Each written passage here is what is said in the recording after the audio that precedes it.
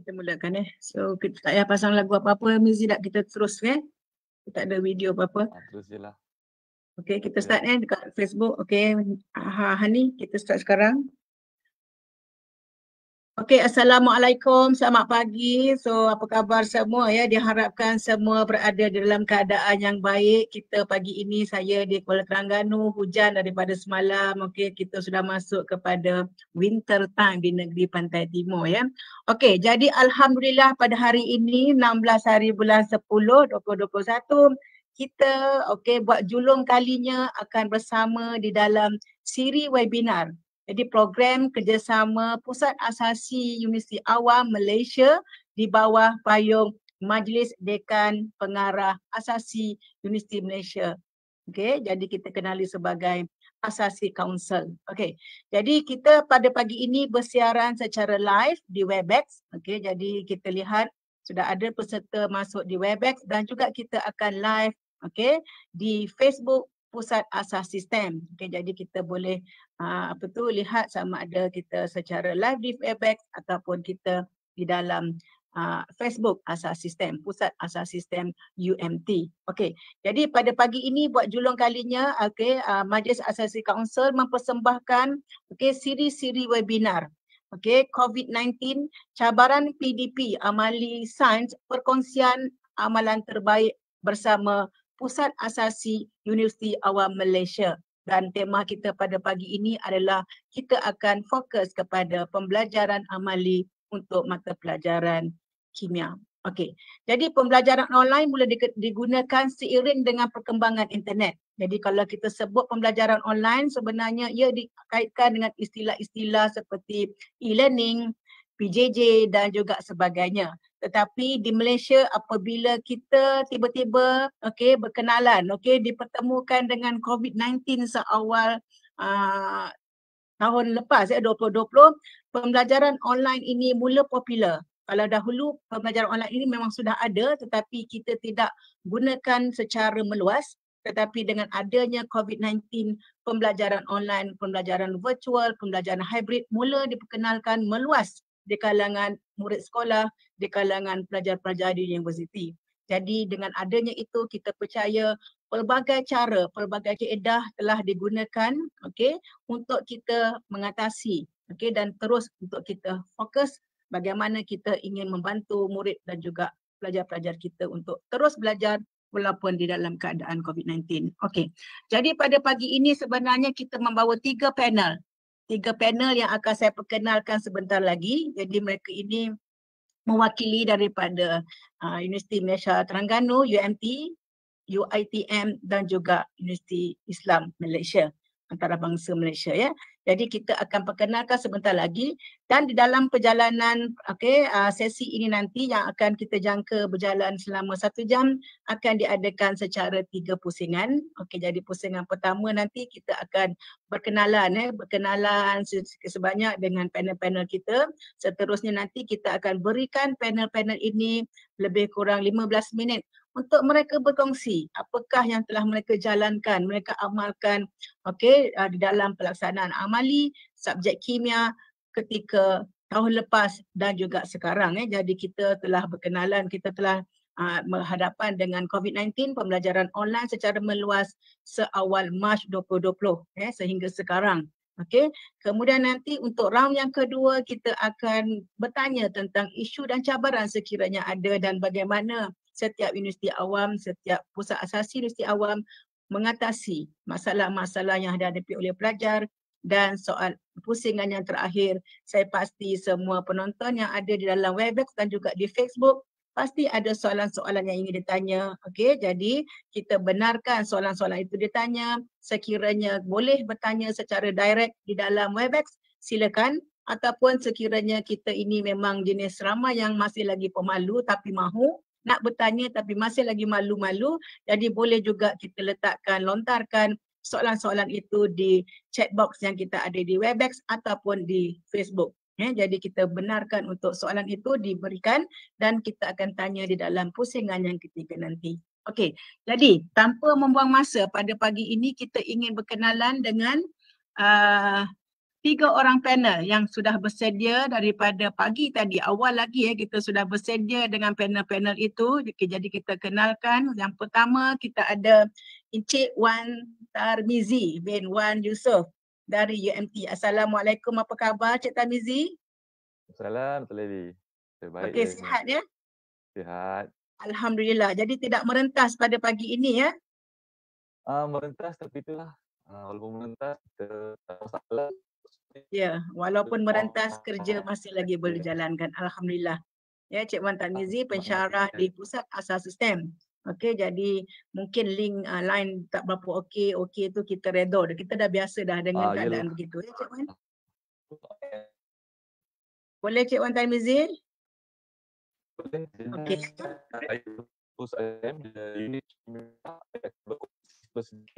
berkenaan dengan pelaksanaan amali secara hybrid dan juga secara online. Okey, bagi pelajar-pelajar di pusat sistem. Okey, boleh? Okey. Jadi saya rasa ramai murid pelajar-pelajar kita pun sudah bersedia juga nak mendengar ya, sebab ada pelajar-pelajar yang sesi baru ni mereka baru masuk kan. Okey, jadi panel kita yang kedua daripada UiTM, Dr. Nurul Filza Ghazali. Assalamualaikum Doktor. Waalaikumsalam warahmatullahi Okey, wabarakatuh.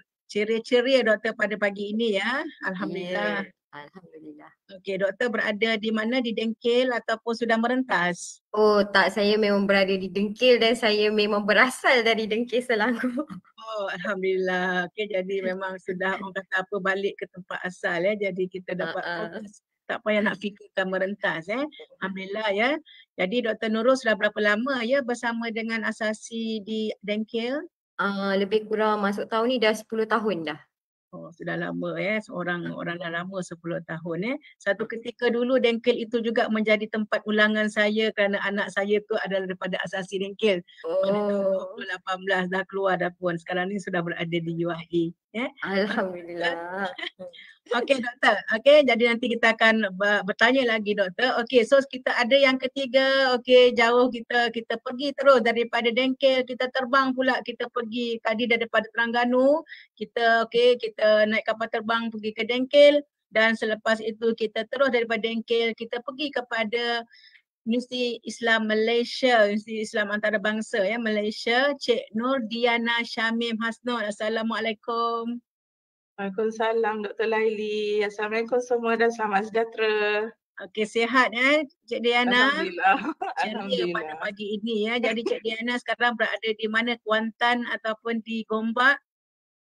Saya berada di Kuantan, Pahang. Kuantan, Pahang. Jadi sekarang ni kita berada di lokasi yang berbeza ni. Saya di Terengganu, Cik Tarmizi di Kelantan saya percaya. Okey, di Kelantan. Okey, Dr. Nurul di Dengkil dan juga Cik Nur Diana di Gombak. Di Kuantan, Pahang. Nah, jadi kita ada 4 tempat yang berbeza tetapi kita berjumpa di dalam Webex. Siapa sangka dalam keadaan COVID-19 ni sebenarnya kita diberi peluang untuk bersiaran walaupun kita berada di mana-mana. Tak ada dah halangan walaupun dalam mood yang bercuti hari ni hari Sabtu. Okey, jadi tanpa membuang masa, seperti yang saya nyatakan tadi, untuk round yang pertama kita akan berikan 15 minit anggaran Jadi saya bukan orang yang kejam, kalau terlebih masa tak apa, kita nak berkongsi. Siaran ini kita yang punya, okey. Jadi plus minus 15 minit. Silalah berkongsi bagaimana pelaksanaan amali itu dijalankan secara virtual, okey. Dan ini juga mungkin akan dapat membantu pihak luar sana Mungkin ini adalah kali pertama sekolah-sekolah akan menjalankan peperiksaan amali sempena dengan KSSM sempena mereka sekarang sudah berada di tingkatan 5 dan saya percaya pembelajaran amali di peringkat asasi tidak jauh berbeza dengan pihak sekolah Jadi tanpa kita membuang masa, kita persilakan Encik Wan Tarmizi Wan Muhammad Yusof daripada Pusat Asas Sistem UMT ataupun dikenali sebagai PASTEM. Silakan Encik Wan Tarmizi. Okey, terima kasih Dr. Laili. Pertama sekali saya ingin mengucapkan selamat datang Universiti ini adalah kapal tembak RB Discovery. Jadi hari ini saya akan kongsi amali pelaksanaan makmal sewaktu sesi tahun lepas lepas dan juga tahun ini. Okay, sebelum tu bagi pusat sistem, unit makmal terbahagi kepada 3, ada unit kimia, unit fizik dan unit biologi. Saya akan bercerita berkenaan dengan unit chemistry sebab di fizik dan biologi mungkin ada perbezaan sedikit. Itu nanti akan terangkanlah kan untuk sesi berikutnya. Bagi subjek bagi subjek kimia, okey, ada 3 paper yang perlu diambil, tetapi bagi pelaksanaan makmal ada 2 sahaja, okey. Dan setiap sesi makmal tu setiap semester 1 dan semester 2 sahaja. Semester 3 tu dah tak ada makmal, okey. Untuk semester 1 ada 5 sesi amali, sesi praktikal. Semester 2 pun ada 5 juga sesi praktikal. Okey. Jadi apa yang berlaku tahun lepas sebabkan kita ada pelbagai bentuk PKP kan, PKPB, PKPB dan pelbagai bentuk PKB. Jadi bagi semester 2 tahun lepas, okay, ada pelajar yang sudah berada di pusat sistem UMT, dah berada di UMT dan ada juga yang masih dalam proses untuk datang. Jadi daripada 5 sesi tu, kita terpaksa jalankan 2 sesi pertama secara hybrid. Jadi saya akan terangkan dulu berkenaan dengan sesi hybrid. Okey, dan 3 sesi lagi secara fizikal, face to face. Okey, ini bagi pelajar sesi 2020, 21 yang melibatkan sebanyak 222 orang student. Okey. Jadi ada yang dah berada di UMT, jadi diorang akan masuk ke makmal. Yang tak dapat datang lagi, yang menunggu proses datang tu, dia akan menjalani secara online. Sebab tu kita panggil dia hybrid. Okay. Separuh di makmal, separuh lagi berada di rumah. Okay. Dan ada juga yang baru masuk kena kuarantin, dia dah berada di UMT. Tapi tak dibenarkan lagi pergi ke makmal. So, diorang akan berada di hostel dan akan join melalui secara online. Yeah. Okay, ini macam mana proses itu dijalankan, okay, amali hybrid ni.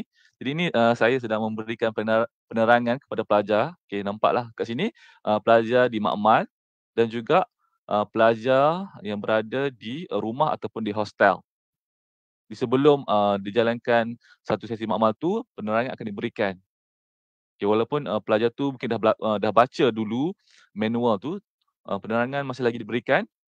Okay, berkenaan dengan sesi ini, kami akan terangkan, okay, pesyarat akan terangkan berkenaan hari ini nak buat apa kan, objektif apa, okay, apa yang kena buat, okay, precaution, langkah berhati-hati dan sebagainya. So, bila nak buat tu, diorang dah tahulah apa yang nak kena buat. Seterusnya, apa yang akan berlaku adalah pelajar-pelajar yang berada di makmal akan buat eksperimen. Ni macam ni, ada yang pegang kamera, ada yang pegang iPad, pegang phone. Okay, dia orang akan record, dia akan ambil apa yang kawan dia buat. Contohnya untuk satu tindak balas, kawan dia akan mix bahan kimia yang berbeza. Jadi pelajar daripada rumah ataupun hostel boleh terus bertanya kepada kawan dia yang berada di makmal. Okay, macam warna apa yang nampak, okay, ada keluar bubble ke, perubahan warna. So mungkin bila record ni dia tak nampak sangat kan. Bila secara online tu mungkin kamera tu dia tak dapat nak tunjuk sangat perubahan warna ataupun bunyi ke, okay, bubble keluar, bunyi apa, hiss ke kan. Lepas tu kalau macam kita test gas, okay, nak test gas, bunyi pop ke tak, kan, nak test gas hidrogen. Lepas tu kalau nak test untuk oksigen, kayu uji berbara tu menyala ke tak. Jadi pelajar yang mengikuti secara online mungkin tak clear sangat apa yang diorang nampak tu. So pelajar yang berada di makmal tu diorang akan menerangkan secara lebih lanjut lagi. Okay, jadi inilah yang yang dijalankan makmal secara hybrid. Hybrid bermaksud separuh di makmal dan separuh lagi berada secara online. Okay.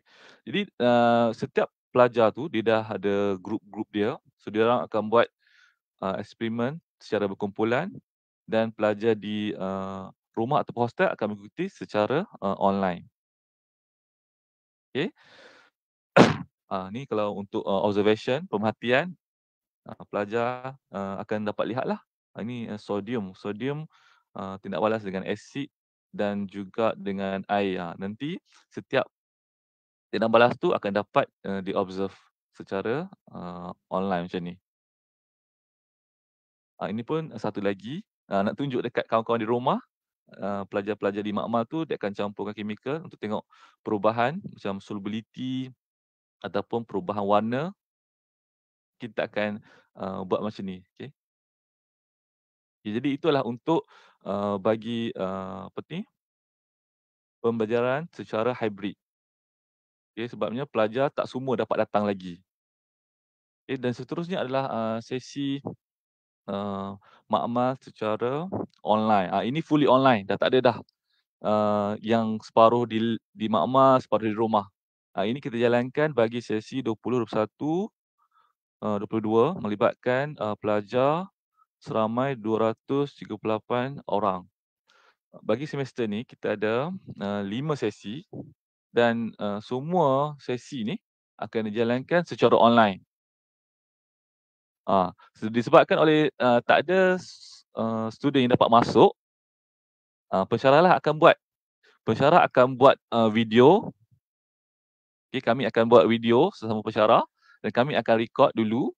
Okay, dan seterusnya semasa proses pembelajaran tu, okay, akan ada perbincangan. Okay, maknanya pensyarah akan terangkan, lepas tu okay, kalau ada soalan, okay, pelajar boleh tanya terus. Dan untuk amal ini, semua amal itu sudah direkodkan siap-siap dulu. Okay, tak boleh nak buat secara live.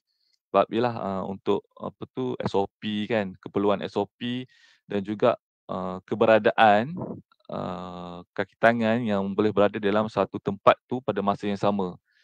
Okey. Sebab kita pun tak pasti kan, mungkin tiba-tiba ada PKP secara penuh dan sebagainya. Jadi kita dah siapkan dulu recording awal-awal lagi. Jadi kita akan bagi kepada pelajar tu link YouTube. Kita bagi kepada pelajar link YouTube dan pensyarah akan pasangkan video tu dekat YouTube dan kami akan terangkan bersama-sama dengan pelajar. So pelajar boleh bertanya soalan. Okey. Penggunaan YouTube sangat membantu sebabnya pelajar boleh sahaja akses tanpa perlu login ke mana-mana sistem LMS atau sebagainya. Okey. Jadi kita boleh bagi saja link tu dan pelajar boleh tengok dekat mana-mana yang diorang prefer. Sebab mungkin kadang-kadang link di rumah pelajar tu tak berapa okey. So diorang kena pergi tempat lain kan, kena pergi rumah pak cik ke, rumah saudara, okey, rumah siapa-siapa, rumah kawan ke untuk dapatkan liputan internet yang baik kan. So ini contoh dia lah. So ini kalau saya tekan link ni, okey, kita akan pergi kepada link satu lagi. Kejap saya share ya. Saya share sekali lagi. Untuk link tu apa yang akan kita nampak. Kalau kita tekan link tadi tu, saya nak buat optimal video kejap.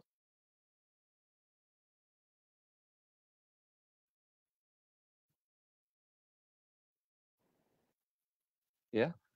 Jadi ini adalah link dia. So ini adalah link YouTube tersebut. Okay. So bila dia tekan, okay, akan ada maklumat-maklumat. Contohnya macam ni kan. Ini adalah apparatus dan chemicals yang digunakan. Apa yang ada.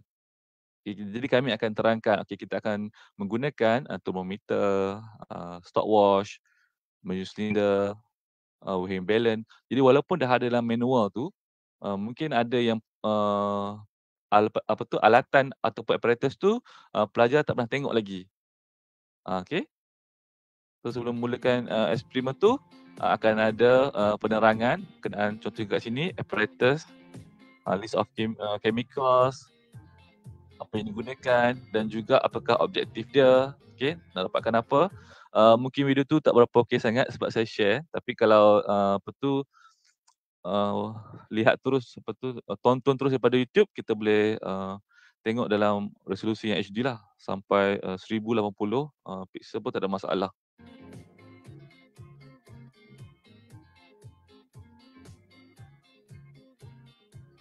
Okay, so setiap langkah tu akan diterangkan, akan apa tu, letakkan kat sini step by step. Contohnya timbang, magnesium ribbon. Okey, untuk step by step ni dia akan sama dengan prosedur dalam manual amali tu.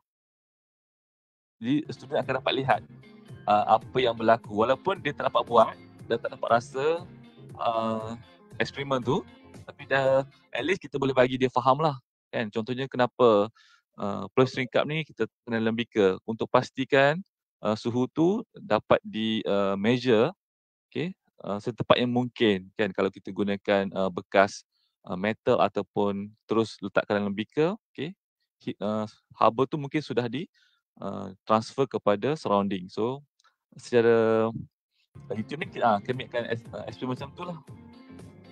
Dan cara nak tengok measurement kan, meniscus kat mana. Ya, ini adalah step by step.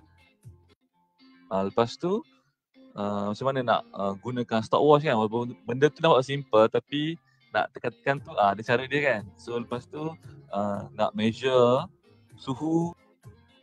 Jadi untuk measure suhu ni dia agak challenging sebab nak dapatkan angle kamera tu kan, nak bagi betul-betul nampak. So memang biasalah kalau bila kita dah bagi ni kan, ada yang ada pelajar yang akan dapat reading yang berbeza-beza. Jadi pensyarah akan terangkan okey, macam mana nak dapatkan reading yang betul dan yang mana satu menyesatkan, yang mana satu yang betul. Dan semasa video ni akan ada juga instruction seperti dalam manual seperti tadi lah yang saya cakap tu. Jadi walaupun student pelajar tak dapat buat, paling tidak pun dia orang dapat tahu apa yang dilakukan semasa amal tersebut. Dan biasanya memang akan ada perbincangan selepas hantar amal itu. Kami akan bagi markah dan juga akan terus berbincang dengan lebih lanjut. Sebabnya bila sesi menonton ni, dia tak dapat lagi rasa ataupun faham apa yang berlaku. Tetapi bila dah buat soalan, dah buat report, bila dah hantar, lepas tu lah banyak soalan kan. Banyak soalan kepada pelajar dan dari situ boleh ada perbincangan dan pensyarah-pensyarah boleh lagi menerangkan dengan lebih lanjut apa yang berlaku semasa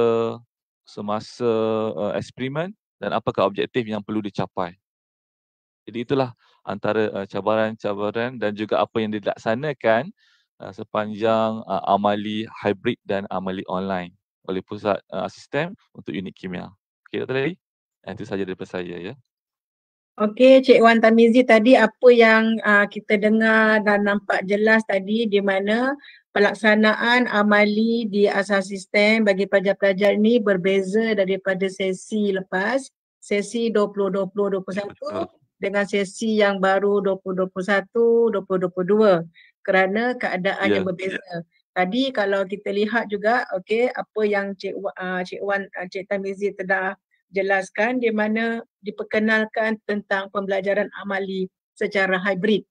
Hybrid maksudnya kumpulan pelajar yang sebilangannya berada di kampus dan sebilangannya masih lagi berada di rumah.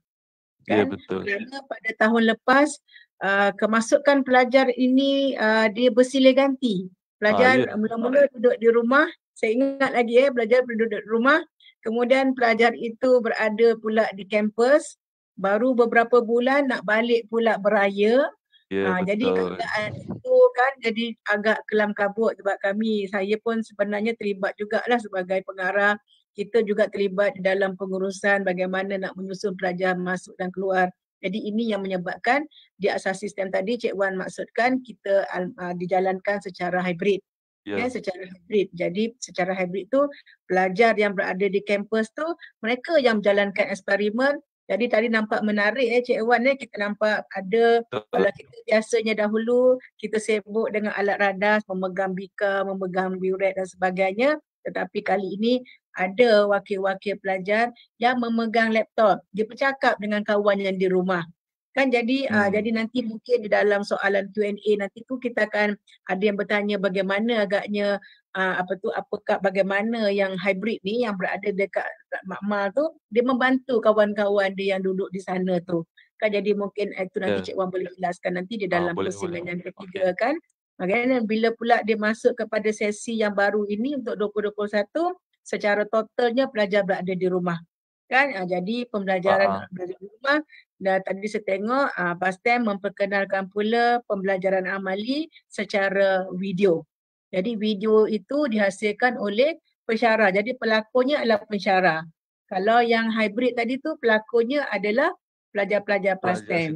Pensyarah yang sebagai pengajar dalam kelas lah. Jadi nampak kat sini kita sedang membina skill-skill yang pelbagai, bukan saja di kalangan pelajar, di kalangan pensyarah pun dulu mungkin kita tak biasa lagi berlakon beraksi di depan kamera, tetapi sekarang ni kita dah tak kamera shy dah, tak malulah dengan kamera kan. Kalau dulu kita nak ambil gambar pun kita malu-malu, tetapi sekarang ni kamera ni dah menjadi salah satu alat yang penting di dalam list-list barangan keperluan pensyarah. Kamera tu kena ada. Kalau laptop tu kena ada kamera. Kalau kat office kita punya desktop tu pun dah ada aksesoris yang ada kamera.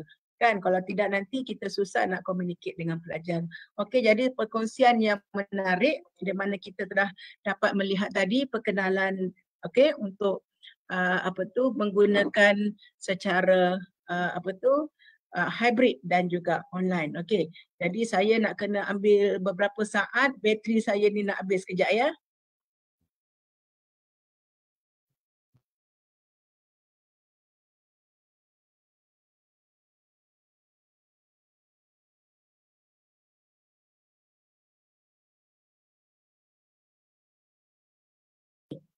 Jadi begitulah suasana pembelajaran online tu, tengah-tengah mengajar kadang-kadang ada je masalah-masalah teknikal sebab kita ni bukannya pro kan, tiba-tiba je bermula daripada tahun 2020 kita dah mula nak jadi pengarah, bukan pengarah di pusat asas sistem tetapi juga menjadi pengarah video, pengarah sesi live dan sebagainya. Jadi semua itulah multitasking nampaknya semua pensyarah-pensyarah dan juga pelajar. Okey.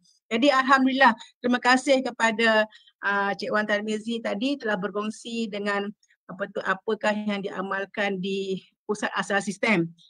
Jadi nanti kita akan bertemu lagi dengan Cik Wan Tarmizi untuk kita dalam sesi Q&A dan juga sebelum Q&A kita akan ada sesi cabaran, apakah cabaran yang telah dihadapi, bagaimana solution dan sebagainya. Okey.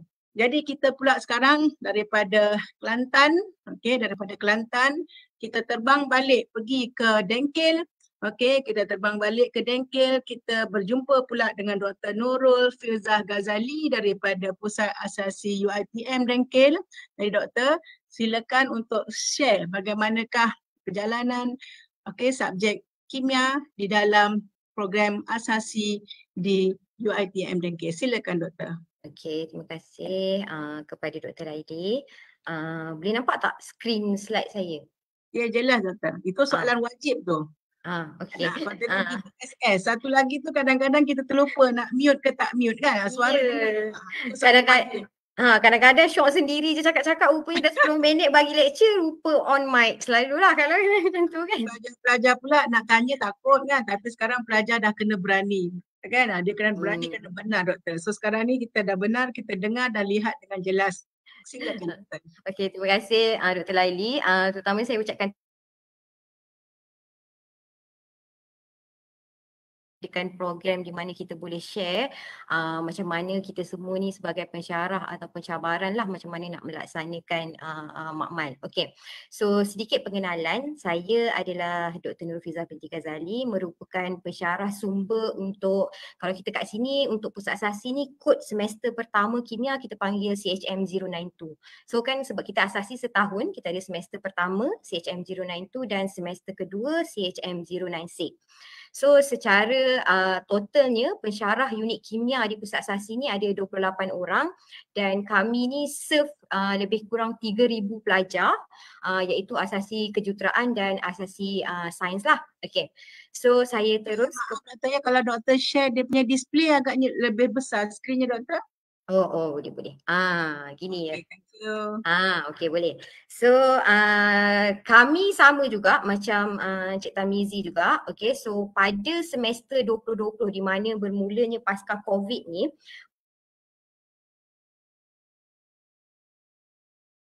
student memang dibawa masuk ke dalam UiTM. Tapi masa tu kita separatekan, separuh pergi UiTM Dengkil, separuh pergi UiTM Puncak Alam. So ini pada masa keadaan ni tak ada masalah lagi, cuma kita ikut SOP sahajalah.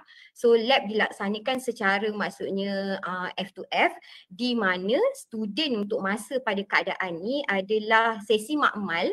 Selalunya untuk semester 1 dan semester 2, okay, dia memang wajib ambil makmal. So selalunya makmal ni kita akan buat secara 5 eksperimen.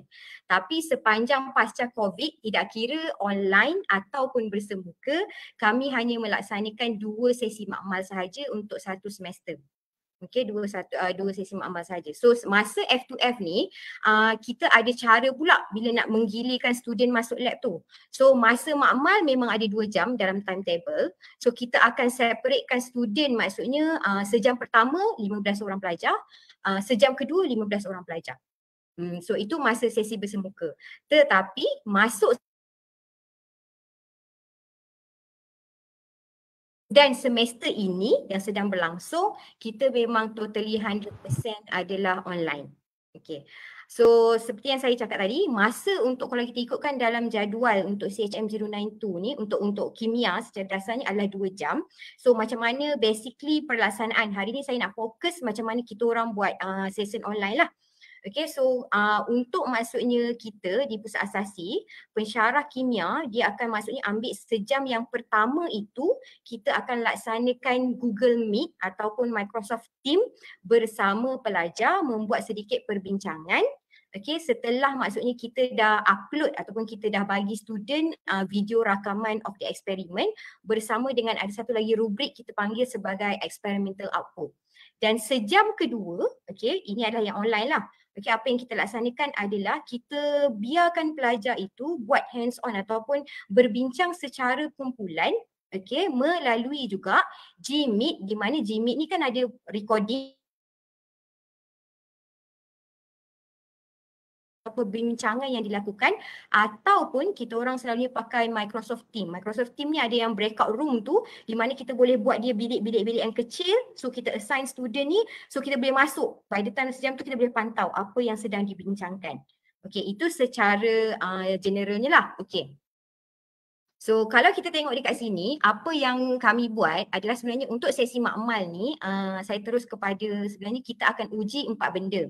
Sebab kita mengikut maksudnya PLO yang telah ditetapkan lah untuk nak uji skill pelajar. Okay, so untuk yang online ni. So ada 4 benda yang kita akan uji di sini, iaitu attitude, teamwork, laboratory skill dan data organization. So selalunya yang akan ada masalah ni kalau F2F, laboratory skill ni lah, sebab kita boleh maksudnya nilai secara kasar kan. Tetapi secara online ni macam mana kita nak tahu student tu? Betul tak? Jadi kita orang perkenalkanlah dulu. Okay, so tadi seperti yang saya cakap, so sebelum waktu amali bermula, kalau yang untuk sesi online ni macam mana kita orang buat? Okay, kita pensyarah sendiri jadi pelakon, pensyarah sendiri jadi director, pensyarah sendirilah jadi screenwriter, semua pensyarah buat, editing pun pensyarah buat. Jadi kita akan buat maksudnya video. Okay, video dalam maksudnya video yang macam lebih kurang dalam 5 hingga ke 10 minit, dan video itu akan diupload sehari sebelum waktu amali bermula. So contohnya amali saya berlaku pada hari Selasa, so hari Isnin pukul 8 tu saya dah upload maksudnya video untuk pelajar lihat. So medium yang kita gunakan untuk bagi unit kimia ni, Google Classroom ada, UFuture yang mana yang dibangunkan oleh pihak UiTM sendiri ataupun melalui Microsoft Team. So setelah itu, okay, satu hari sebelum tu kita upload video lakonan kita tu, pensyarah tu, dan 2 jam sebelum maksudnya masa waktu lab tu, kita akan upload seperti yang saya cakap tadi, satu rubrik yang kita panggil sebagai experimental output. Okay, so kejap lagi saya tunjukkan apa yang ada di dalam experimental output yang kita letakkan. Okay, so ini sebelum waktu amali bermula. So tengok seperti yang saya cakap tadi, ketika sesi makmal itu secara online dilaksanakan, maksudnya mana 30 minit hingga sejam pertama itu di mana kita ada Gym Meet atau macam ni lah bersama student, kita akan nilai attitude pelajar. So di macam mana kita nak nilai ni, macam of course lah daripada segi kehadiran dia, sebab kadang-kadang bila online ni bukan nak cakap, dia lagi 10 minit nak kelas baru ataupun pukul 9 lecture, pukul 9 suku 95 minit lah baru dia nak masuk online kan. Jadi kita sangat menitik beratkan maksudnya on time itu. So kita akan pastikan maksudnya pelajar haruslah pukul 9 itu telah berada di dalam maksudnya platform Google Meet itu. Dan keberadaan pelajar ini juga akan dipantau melalui maksudnya kita akan panggil nama satu-satu dan you have to open the camera to show that you are already ready. Maksudnya kita nak ready nak buat makmal ni. So memang kita akan panggil attendant. Okay, Muhammad Hafiz binti ni. Okay, ada tak buka kamera? So kalau lambat sikit tu kita dah boleh detect dah. Oh, dia mesti ada dekat mana-mana ni. Macam tu selalunya. Okay, so itu adalah mengenai perjalanan ataupun video eksperimen yang kita maksudnya tunjukkan itu bersama dengan rubrik experimental output yang telah kita berikan 2 jam sebelum waktu lab. Okay, itu yang maksudnya 30 minit hingga sejam pertama yang kita laksanakan lah. Setelah itu, sejam kedua seperti yang saya mention tadi, kita akan, sebab pelajar ni telah diberikan di dalam kumpulan, so dia akan pergi kepada kumpulan-kumpulan kecil, sama ada dia buat breakout room dekat dalam Microsoft Teams ataupun melalui Gym Meet lah. Sebab bukti ini maksudnya dia perlu upload bukti perbincangan supaya kita nak nilai dia pula dari segi teamwork dia nanti. Okay. So sebelum sesi tamat, okay, so ini tata cara pelaksanaan lah yang untuk kita buat online tadi. Sebelum sesi tamat, okay, dia pelajar ni sebab dia 2 jam. So bila kita bagi masa sebenarnya, kita dah bagi video tu awal, kita dah bagi rubrik pun awal dan kita tak nak membebankan student maksudnya nanti minggu depan baru hantar sebab perlu menghantar dalam masa 2 jam itu adalah experimental output berdasarkan video. Okay, so di sini saya akan tunjuk tadi di mana kita akan nilai teknik lab tu dan maksudnya semacam ni data organisation yang dilaksanakan dan proof of discussion. Proof of discussion ni yang seperti saya cakap tadi adalah sama ada dia buat recording discussion dia, okay, dari segi Gym Meet ataupun daripada maksudnya Microsoft Teams tadi lah. Di sini bila kita tengok balik rakaman video tu sendiri, sebenarnya kita boleh nampak ada student yang macam pendiam sahaja, dia setakat dengar je. Ada student yang memang dia ada effort untuk nak bincang jawapan of the rubric tu. So kita akan boleh tengok sebenarnya bila kita dah tengok rakaman pelajar-pelajar ni. Okay, so saya tunjukkan, okay, so ini yang kita nak tengok yang sebenarnya kita nak highlight pada hari ni adalah, okay, so bila kandungan video yang kita buat ni adalah dalam video tu ada 2 benda yang kita akan nilai dari situlah, maksudnya lab teknik dan data organisation. So sekejap saya nak mainkan video dahulu. Saya rasa saya kena stop sharing dulu. Ya. Ya, Dr. Sila. Sharing dulu. Share. Okay. Share. So boleh nampak kan skrin saya ni kan? Sikit lah. Okay. So ini contoh saya ambil yang kita dah buat lah. Okay. So ini adalah eksperimen di mana kita nak check standardization of the hydrochloric acid. Maksudnya nak menentukan kepekatan HCl, okay, dengan sodium carbonate. So prosedur lab ini telah disertakan dalam experimental output. Samalah macam maksudnya ini kita edarkan kepada student. Tetapi yang menariknya di sini apa yang kami laksanakan, contohnya, okay, so di sini kita boleh buat maksudnya contoh student nak prepare 0.1 m concentration of sodium carbonate dalam contohnya 200 ml. So kita boleh suruh maksudnya daripada video ni kita design sedikit supaya student sendiri kira maksudnya berapa mass of sodium carbonate yang diperlukan. So kita kat sini kalau kita tengok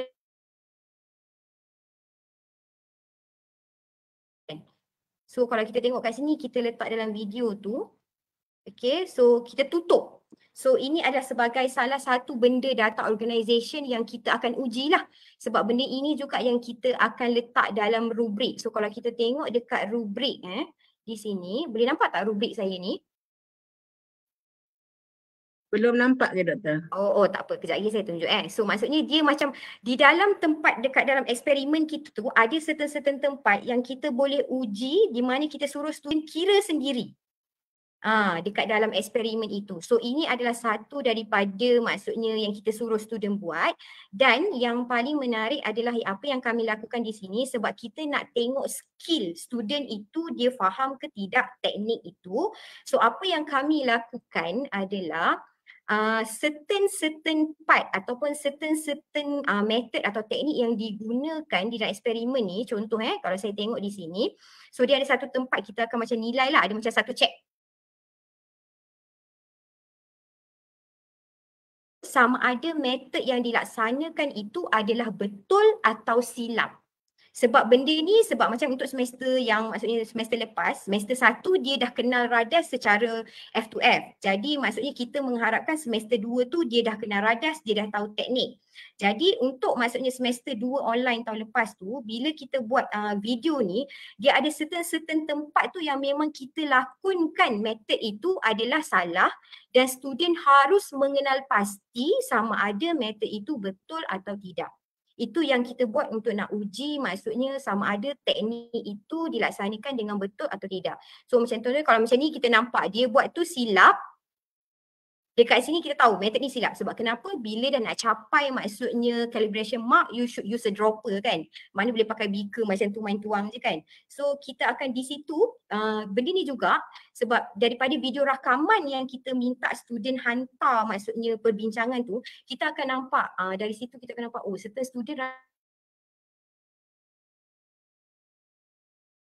kita orang buat lah. So maksudnya ada certain part di dalam teknik lab ini memang sahaja dilakonkan salah untuk nak tengok dan uji sama ada dia faham atau tidak teknik makmal itu dilaksanakan dengan betul atau tidak. Okay, so sekejap So, sekejap. Share.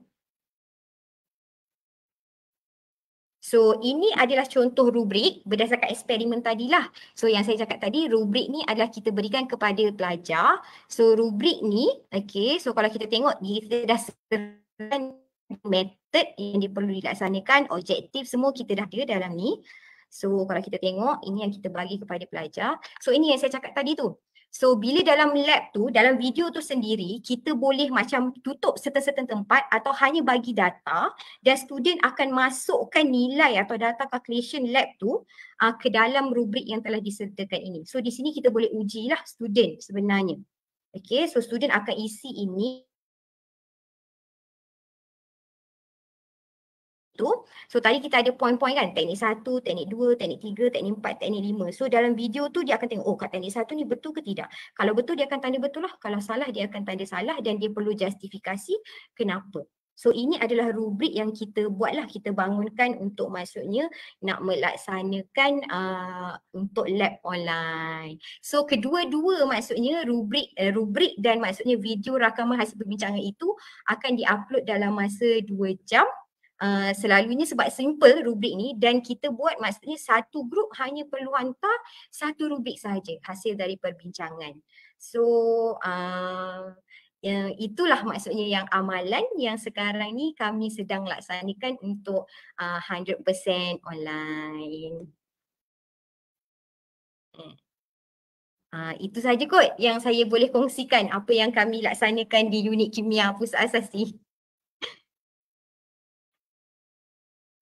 Okey, Dr. Nurul, menarik ya. Jadi itulah cabaran pensyarah ni, bukan saja mengajar, jadi pelakon ni pula tu dia kena ada yang pura-pura salah kan, pura-pura betul. Sedangkan saya juga sebenarnya pensyarah kimia Dr. Nurul. Saya sendiri pun kalau dahulu apabila kita melihat pelajar yang masa tu tak terlintas pun nak buat amalan secara online, tak pernah terfikir pun dalam hidup saya yang kita ni akan ada amalan secara online, sebenarnya jujur Jadi betul. Kalau dulu kita masuk dekat makmal yang perkara pertama sekali tu budak-budak pelajar-pelajar baharu, kalau dahulu kita akan melihat cara dia memegang burette tu betul ataupun salah, dia tak boleh nak masukkan liquid tu secair tu, nak kena pergi ke sinki, jangan panjat kerusi kan. Nak guna masukkan cecair tu dia kena ada pakai dia punya silinder dan sebagainya kan. Cara nak timbang pun kena belajar. Tu semua tu kalau kita berpeluang secara fizikal kan, tetapi apabila secara online, okey, pelajar-pelajar ni kena buka mata melihat kan. Jadi mungkin mereka ni juga di sekolah pun tidak dinafikan sebab mereka sebelum KSSM ini SPM last sekali, mereka ni tak ada pun peperiksaan amali secara bertulis kan. Peperiksaan SPM diorang tak ada peperiksaan amali kan. Jadi ada juga sekolah-sekolah tu dia hanya belajar teori juga. Diorang pun tak pergi ke makmal dan sebagainya kan. Jadi cabaran itu memang tinggilah kan. Jadi pensyarah tu memang kena jadi serba boleh lah kan. Multi talented. Talented itu dah wajib lah tu. So sekarang ni dalam SKT pun nak kena ada jugalah tunjuk dia orang punya skill-skill tu, sebab kita tak tahu lagi ni sekarang ni COVID, kita tak tahu lagi nanti future apa lagi masalah yang apa tu yang akan menjadikan kita menambahkan lagi skill. Rubrik tadi tu betul penting sangat sebab bila pelajar nak buat report kan, dia orang kena tahu rubrik tadi tu. Jadi nampaknya kita dah lihat bagaimana tadi UMT, bagaimana UiTM sudah menjalankan dengan begitu agaknya itulah yang sempurna buat masa ini. Jadi mungkin setiap satu-satu tu pasti ada cabaran dan juga bagaimana kita menyelesaikannya. Nanti kita akan pergi kepada pusingan yang kedua. Jadi saya rasa kita akan bersama pula dengan kita terbang daripada Dengkil.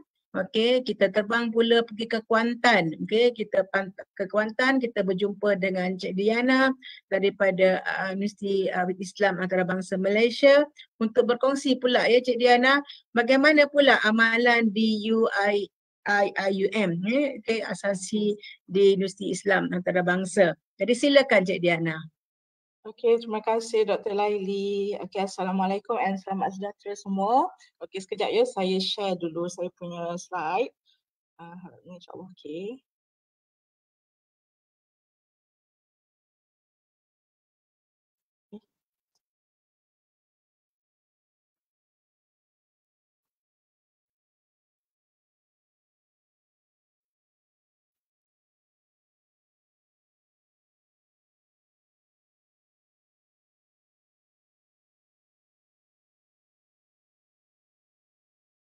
Okey, dah nampak ke slide saya? Kita nampak. Boleh?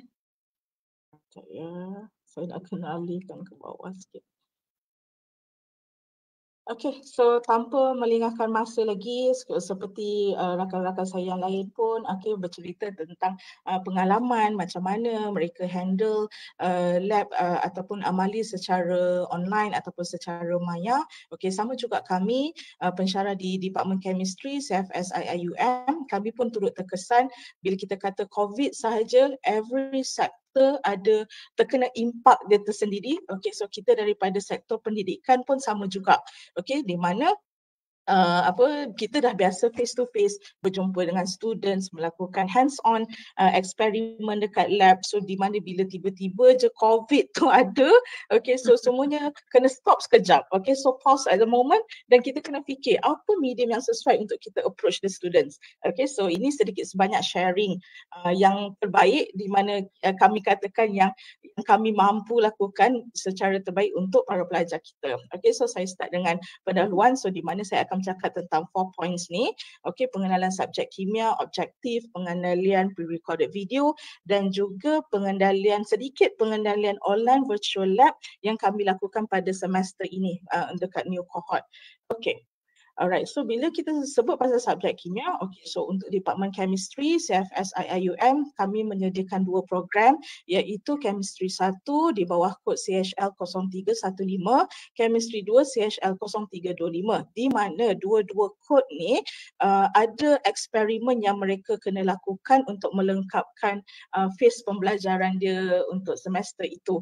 Okay, so setiap program Chemistry 1 dengan Chemistry 2 ada 4 eksperimen, okay, untuk melengkapkan program untuk semester itu.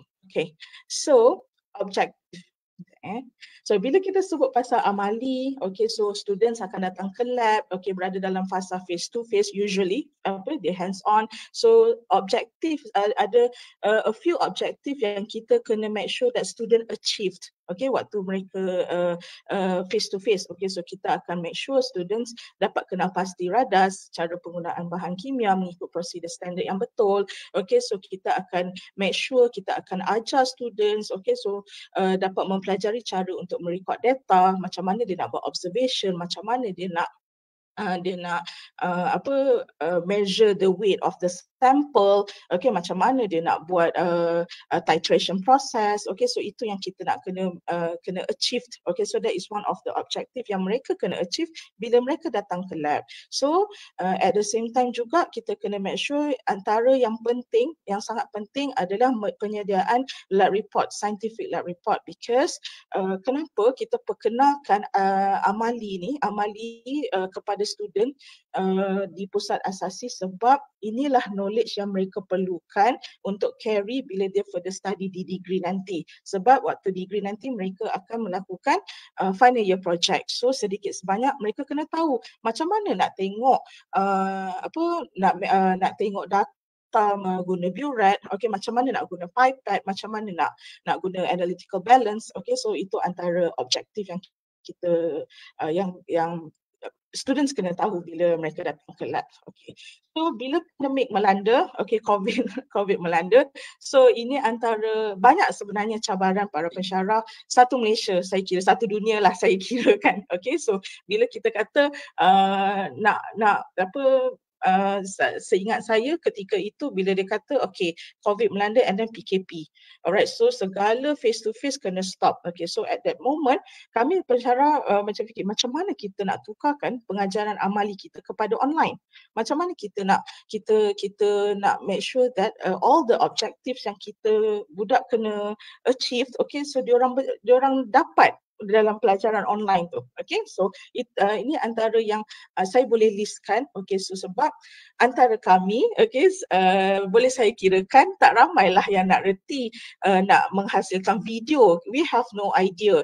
Kita nak kena berlakon macam Dr. Fiza cakap tadi, kita nak kena berlakon, kita lah yang director, kita lah yang sediakan skrip, okay, kita lah semuanya kita macam tu. So nak record everything, nak edit. So saya pun sendiri kalau tanya saya nak edit video pakai apa lepas tu inilah yang kita semua kena belajar in a short period. Okay, kami para pensyarah belajar in a short period untuk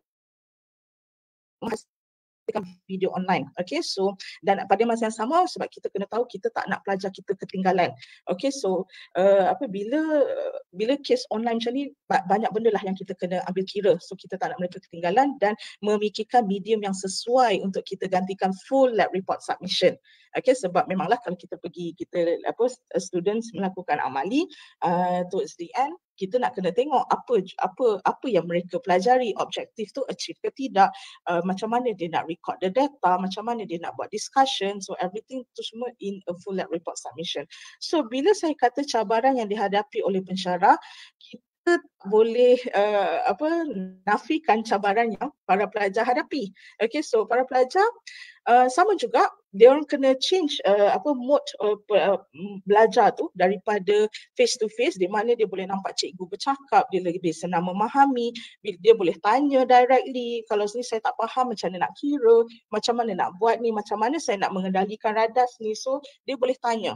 Okay, so and then at the same time the biggest problem antaranya adalah capaian internet. Okay, so sebab capaian internet bagi setiap pelajar adalah berbeza-beza di rumah masing-masing. So ini pun antara benda yang kami ambil kira dalam menghasilkan face online mode ni, dan juga berusaha. I think segelintir pelajar dia berusaha memahami konsep kimia melalui video yang disediakan. Okay. So ini saya nak share lah, okay, kaedah penyediaan pre-recorded video yang kami sediakan. So basically bila dah bertukar kepada face online, so kami team lab, okay, dan juga rakan-rakan department chemistry berbincang, okay, so macam mana, apa approach yang sesuai untuk kita bagi kepada student kita ni. Okay, which is at the short period kita akan fikir, okay, so video. Okay, siapa nak berlakon? So definitely kita lah kan. So kita lah daripada kita gonna go through all the lab manual, try to do our best, okay, untuk sampaikan semua maklumat dalam video ni supaya student faham. Okay, so perbincangan dilakukan antara ahli kumpulan dan dibantu oleh assistant science officer kami. Okay, so and then kami sebabkan setiap program kami cuma ada 4 lab sahaja. So rakaman kami berjaya buat dalam masa seminggu, okay, untuk merakam video dan editing mengambil masa lah dari segi editing, okay, untuk menghasilkan video yang terbaik setakat ini. Okay. Alright, so all the video yang kita buat daripada lab safety, okay, so kami buat video daripada lab safety, kami buat video, okay, macam mana do and don'ts berada dalam lab, sebab untuk sekarang ni kita memang kena memberitahu semua kepada student-student kita. Memang kita kena bekalkan kepada mereka, okay, sebab walaupun mereka ada lab manual, setiap student ada lab manual sendiri, tapi kami videokan segala bahagian introduction di bahagian hadapan tu, do and don'ts, apa student kena buat ketika masuk lab, apa yang mereka kena sediakan, kami videokan. So di bawah lab safety equipment, okay, and then all the 4 experiments, okay, so yang ni saya bagi contoh untuk eksperimen chemistry 1 di bawah kod CHL 0315. So kami YouTube-kan dia. Supaya student just click the link, tak perlu untuk download video tu, sebab daripada mungkin download tu memakan capaian internet yang sangat kena bagus lah untuk download video. So bila kita bagi dia dalam YouTube link, dapat memudahkan students untuk view all the video yang all the lecturer record untuk mereka. Okay, so kita letakkan semua dalam YouTube. Okay, so macam mana pelaksanaan lab kami secara online? So actually, okay, kami semasa semester 1 tahun 2020-2021 kami berjaya melakukan dalam phase pembelajaran secara bersemuka. Mereka berjaya datang ke lab, okay, tapi because of still, walaupun waktu tu kita sudah menang waktu itu kan, tapi kami masih lagi menetapkan SOP yang sesuai bila mereka hadir ke lab. Okay, so kami limitkan jumlah student. So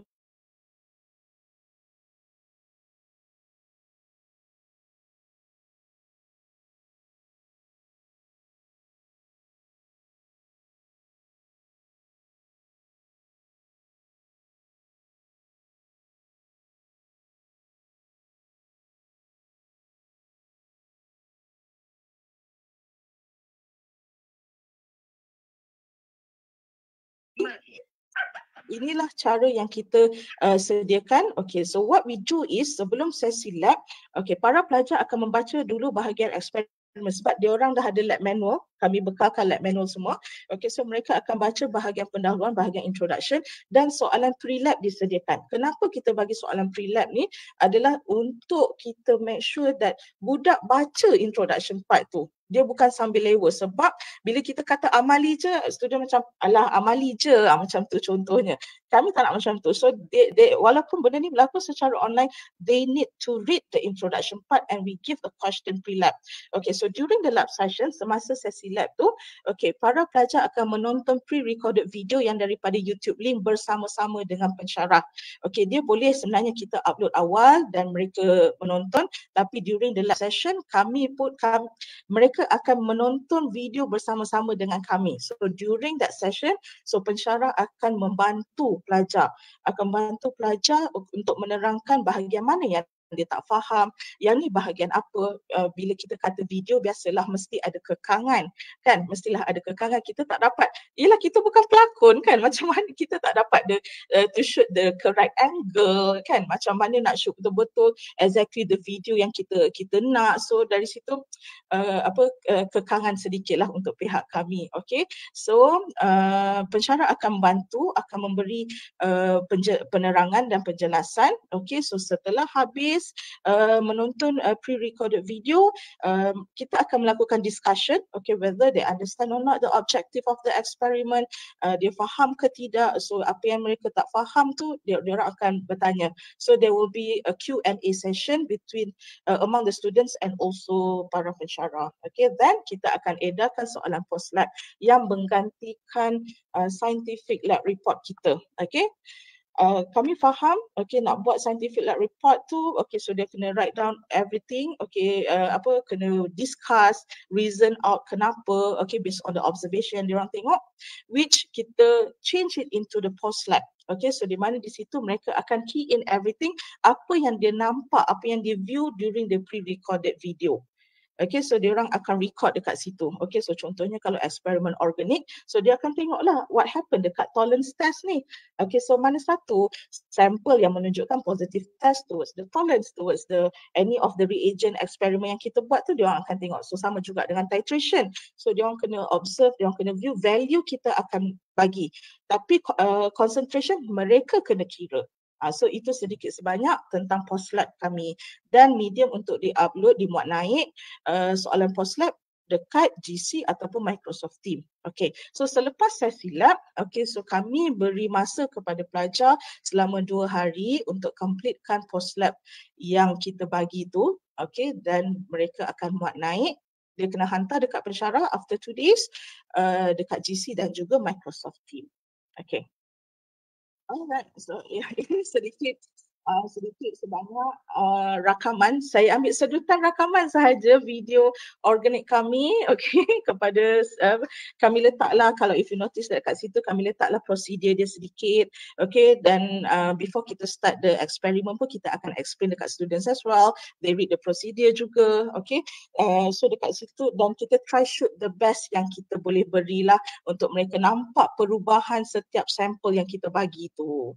Okay, so yang ni saya mainkan sedikit lah. So macam ni kita tak full record lah, tak nampak bahagian muka cikgu kan. So saya ambil sedutan sikit-sikit sahaja. So dia nampaklah, so basically bila dia orang masuk dalam, oh ini rupanya eksperimen yang saya akan buat. So yang ini yang saya akan lakukan, dan macam ni rupanya saya kena buat observation. Macam tu. So kat sini, okay, contohnya yang ni, okay, student akan record the observation. Okay, apa yang diorang nampak. Okay, from left, which is the sample, unknown Z, unknown Y, and also X. Okay, so sedikit sebanyak macam ni. So untuk titration, lain pula konsepnya. Untuk apa lagi, experiment Hassell's law contohnya. Okay, so different type of concept. Tapi we try our best untuk students nampak, untuk students observe daripada pre-recorded video, lab video. Okay, so ini adalah example question. Okay, so kalau pandangan saya belah kiri tu, itu adalah pre-lab question. So belah kanan tu adalah post-lab question. So ada certain data is given, but in terms of calculation, they need to calculate by themselves. Okay, so kita kena explain kepada mereka berapa significant figure tu, semua kita dah explain during the lab session. Kita akan ajar mereka. Okay, so dan kita cuba sebaik mungkin untuk mereka faham dan mereka gembira lah sewaktu melihat video lab recorded ni, sebab kita faham bila attend amali, bila kata saya rasa kebanyakan students bila amali dia orang gembira sebab dia orang boleh explore everything. Okay, sebab dekat situlah dia akan develop all the common sense and what not kan. Okay, so dia orang akan gembira dekat situ. Tapi bila recorded, yalah kita faham lah kan, so dia ada limitation sedikit, dia nak kena view sahaja, but we try our best untuk make sure that this amali session interesting kepada student. Okay. Alright, so saya masuk sedikit sahaja. So yang ini is improvement daripada recorded video. Okay, so which is kita untuk semester baru ni, okay, cohort baru, okay, so kita melakukan online virtual lab, di mana ini adalah approach daripada supplier kami. Okay, so supplier buku kami, Silverbird Textbook. Okay, so mereka adakan virtual lab, so dia adakan sistem ni. Cumanya kami waktu itu kami nak kena identify whether all the experiments tu tally ke tidak dengan eksperimen yang sedia ada. untuk chemistry 1 dan juga chemistry 2. Okay, so dari ada perbincangan sesama kami dan kami ada sesi bersama supplier. Okay, so we go through all the lab session. So alhamdulillah almost 80% meet the requirement title of our experiment yang sesuai dengan chemistry 1 dan juga chemistry 2. Okay, so saya tunjukkan sedikit sahaja. Ini adalah virtual lab session di mana it is a closed procedure, it is a closed scenario for the students to hands on the apparatus in the lab. So dari sini dia tidak untuk virtual lab ni saya katakan tidaklah sesukar mana untuk student, but at the first time bukan kata student, kami pun mengambil masa untuk go through everything. Okay, kita adakan tutorial untuk mereka, kita adakan tutorial untuk pensyarah juga supaya kita biasakan diri dengan sistem. Okay, so in terms of radar, sebab saya tahu semester ni is a new students. In fact, I think during sekolah dulu, they don't have experience to go to the lab sebab dia orang pun online juga. So masuk asasi pun online juga. Okay, so dari segi alat radar, definitely dia orang tak kenal lah. Mungkin kenal tapi tak familiar. Okay, so untuk virtual lab ni, dekat situ kita ada, kalau dari segi labeling, okay, just click the label, so semua appear. Okay, conical flask, burette, pipette, semua ada kat situ. Okay, so kat situ juga kalau semua nampak ada lab data yang untuk kita key in the data. Okay, ada methods untuk kita tengok berapa banyak prosedur yang kita perlu complete. Okay, so sedikit sedotan untuk lab technique test. Maaf bunyi tu saya tak tahu nak hilang macam mana. Okay, so these are all the procedure. Okay, so jangan risau, it is guided. So students akan enjoy doing this. So they record the data. Kalau sekiranya setiap phase tu mereka ada melakukan kesilapan, dia boleh reset. Kita akan reset dan dia akan redo balik kat situ. And then dari situ juga kita akan ini adalah salah satu cara improvement daripada pihak kami untuk students enjoy during the amali session. Okay, so sekian, terima kasih. Okey, alhamdulillah, menarik ya. Begitulah tadi perkongsian daripada Diana daripada Universiti Islam Antarabangsa Malaysia ya. Jadi itulah dia, bukannya senang Kita pun sebenarnya bila kita pergi ke lab, chemistry lab ni sebenarnya kita pun bayangkan kat dapur lah kita nak masak kan. Jadi kalau nak goreng telur tu, pakai kuali pun dapat telur goreng, pakai periuk pun dapat telur goreng, pakai rice cooker pun dapat telur goreng kan Diana. Tetapi kalau dekat lab sama juga. Dekat lab tu dia nak gunakan pencairan untuk dilution, jangan sembarang, tak boleh guna beaker, nak kena guna conical flask tu, dia ada yang measurement kan, yang ada dia punya bacaan dan sebagainya, tak boleh sembarang. Dia kata boleh je asalkan dia boleh isi kan. Jadi diorang kalau konsep itu yang ada di minda pelajar, dia kata as long as dia boleh transfer the larutan, okay, katakan kita berikan sodium hydroxide kan, kita bagi dia larutan, kita suruh bawa ke meja, dia pakai apa bekas yang ada di atas meja dia ambil. Itu berlaku secara fizikal tu kan, apa yang ada atas meja, beaker ke ataupun dia ada apa-apa je dia transfer. Sedangkan bila dia nak measure dalam lab tu, dia kena buat betul-betul lah. Itulah dia, okay, the understanding, the concept tu yang pelajar-pelajar ni perlu tahu. Psikomotor diorang, cara nak megang dia punya penyepit tu, macam mana dia nak handle Bunsen burner dan sebagainya Dr. Fiza dan juga Cik Wan Tarmizi. That is our challenge lah, pensyarah-pensyarah punya cabaran. Kan, jadi sebenarnya di dalam pembelajaran ni kita bukan sahaja kita nak pindahkan knowledge. Kita as a pensyarah, kalau dahulu kita pindahkan knowledge, transfer the knowledge, and then kita kena pastikan kita penjelasan pelajar berterima dengan baik. Jadi sekarang ni kita can transfer the knowledge menggunakan Webex, menggunakan Zoom, menggunakan Google Meet ataupun whatever platform yang ada. Tetapi kita kena make sure di pihak sana tu, diorang terima tak apa yang kita transfer ni dengan baik, jelas. Diorang faham ke? Kan, kemudian kita kalau tak faham, apa yang kita kena buat? Kita bimbing mereka. Bagaimana kita nak bimbing? Kan, pelbagai cara. Ada yang kata, saya punya internet tak okey. Video dia sentiasa off. Bila orang dah leave group, dia masih lagi tak leave group. Rupanya dia tidur.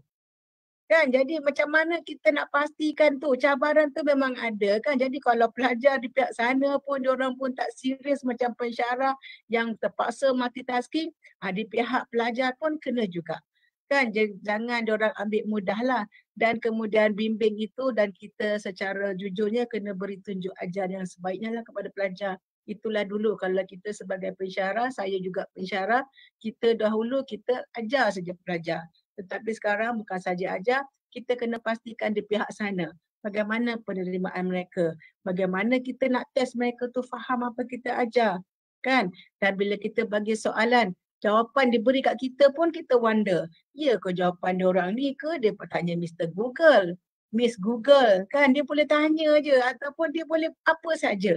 Susah kan kita nak tanya apakah sebenarnya yang kita nak nak betulkanlah semua keadaan ni. So hopefully bila kementerian dah benarkan pelajar masuk kan, bermula daripada hari ni 15 hari bulan semalam pelajar dah mula masuk, kita bawa masuk. InsyaAllah kita mulalah berikan mereka peluang. Sekurang-kurangnya kalau mereka tu ada 2 semester di peringkat asasi, pastikan 1 semester tu diorang berpeluang buat secara fizikal. Otherwise nanti kalau pergi dekat fakulti, kita yang pensyarah fakulti selalu tanya, saya sendiri pensyarah di fakulti dulu saya tanya, awak ni dulu belajar kat mana?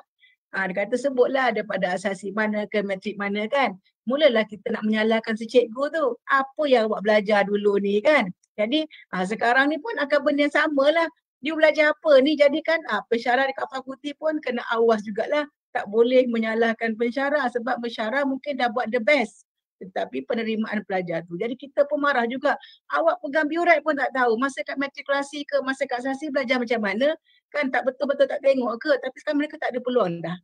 Kan? Okey, so kita sekarang ni pergi kepada round kedua. Kita bertanya dengan Cik Wan Tamizi ya.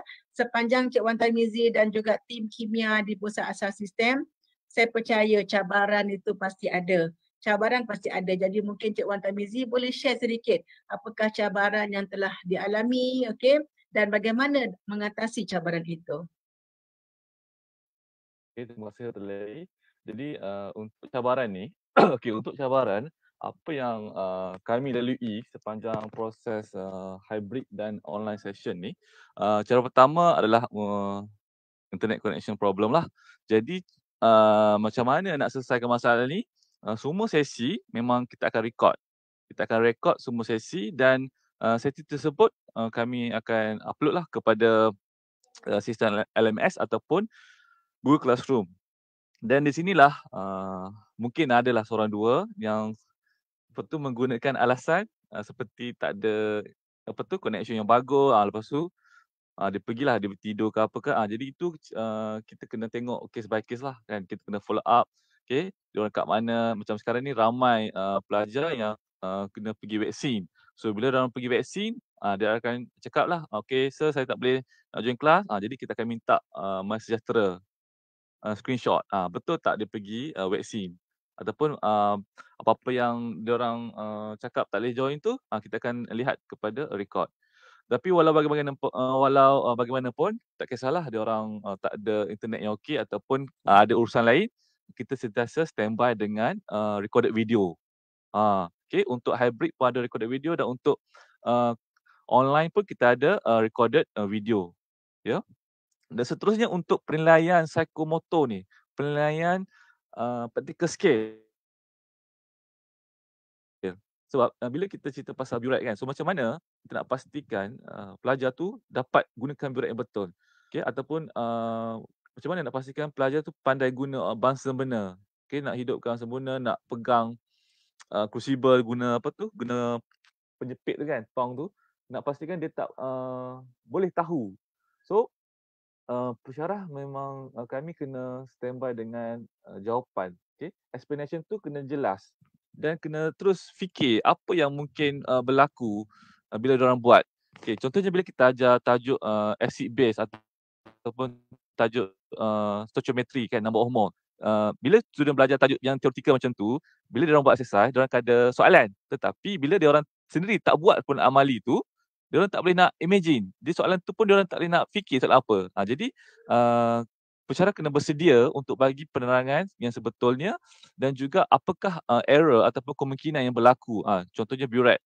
Mungkin bila nak isi burette tu dekat hujung tip tu dah ada air bubble. So macam mana nak remove? Okay, macam mana nak tengok meniscus dan macam mana nak tengok endpoint kan kalau kita guna phenolphthalein, guna meta orange. Okay, dari situ kena bagi tahu secara detail sedetil mungkin sebabnya dia orang tak dapat buat eksperimen tersebut. Jadi apa yang dia orang kena tahu? Okey, kita kena bersedialah secara sebaik mungkin. Jadi inilah antara survey yang dah dibuat untuk hybrid lab. Okey, ada beberapa survey beberapa soalan. Contohnya kat sini di manakah keberadaan pelajar. So sini kita dapat lihatlah. Okey, sekarang ni lebih ramai di makmal tapi masih ada lagi yang berada di rumah ataupun hostel. Dan ini antara satu soalan yang penting. Okay, does the information and reading of experimental data were received? Maknanya penerimaan pelajar tu semasa proses hybrid tu dia orang faham ke tak apa yang berlaku? Okay, sini kita dapat lihatlah lebih kurang 82.4% dapat faham. Okay, dan berapa banyak yang dapat siapkan eksperimen okay, bersama dengan kawan dia lebih kurang 76.5%. Okay. Okey, lagi satu kalau tengok kat sini ada respon tu dalam 136. Maknanya ada jugalah yang tak bagi respon tu kan sebab kita ada lebih 222 student. Okay, tapi tak apalah kita dapat juga data-data ni. Okey, dan inilah komunikasi antara kawan-kawan semasa proses hybrid tu. Okey, 1 2 3 4 5. So 5 tu paling bagus. Okey. So ramai majoriti berada di 3 dan 4. Ini maknanya proses tu berlaku dan juga efektif. Okay, walaupun yalah, kita nak dapatkan 100% tu agak mustahil jugalah kan. Tapi at least kita ada dapat memberi kelas tu, kita dapat menjalankan kelas tu dengan berjaya juga. Okay. Dan ini adalah interaksi ataupun discussion bersama kawan-kawan. Okay, sebab dia online, jadi mungkin ada yang tak berapa dapat communicate dengan kawan-kawan yang lain. Ya, tapi majoriti tu masih lagi dalam golongan 3 dan 4.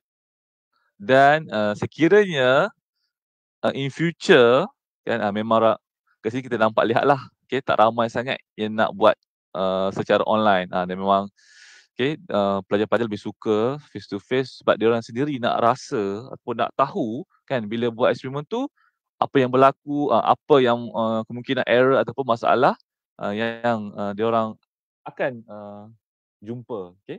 Jadi itu antara cabaran dan bagaimana kami cuba mengatasi, dan ini adalah feedback pelajar daripada hybrid lab tu.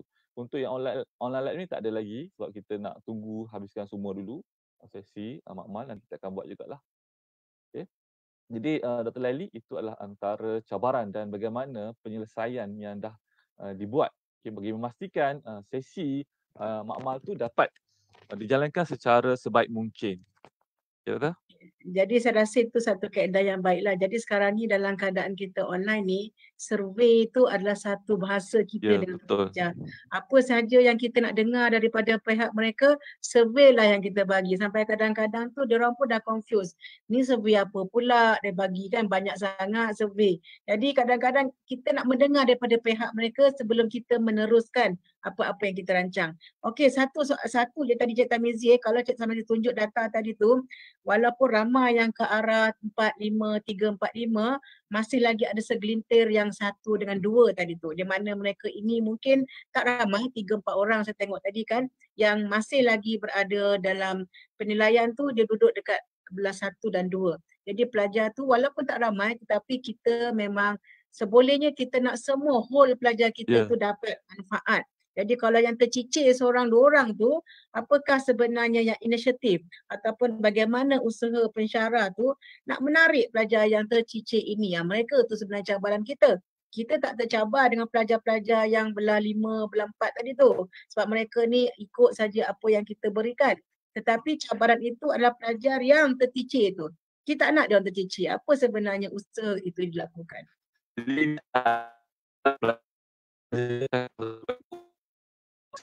Line Cik Tamizi tak walaupun okey. dia ada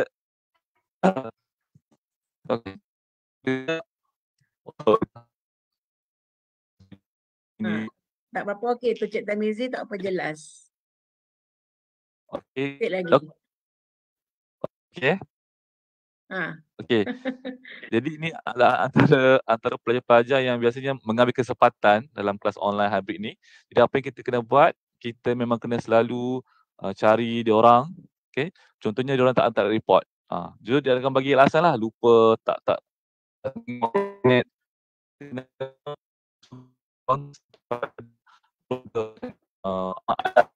Untuk masalah ni. Dan ada juga yang betul-betul bermasalah dan kita kena sentiasa apa soalan kita faham kan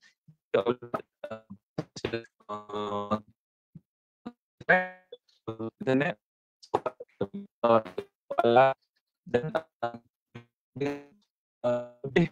Putus Cik Tamizi ya. perlu Ni pensyarah pun pensyarah kita pun kadang-kadang berhadapan dengan masalah internet ni.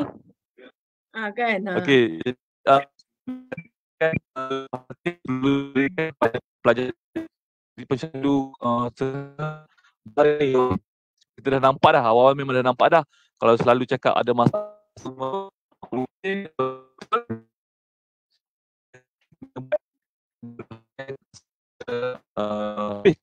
pelajar seperti ini untuk pastikan tiada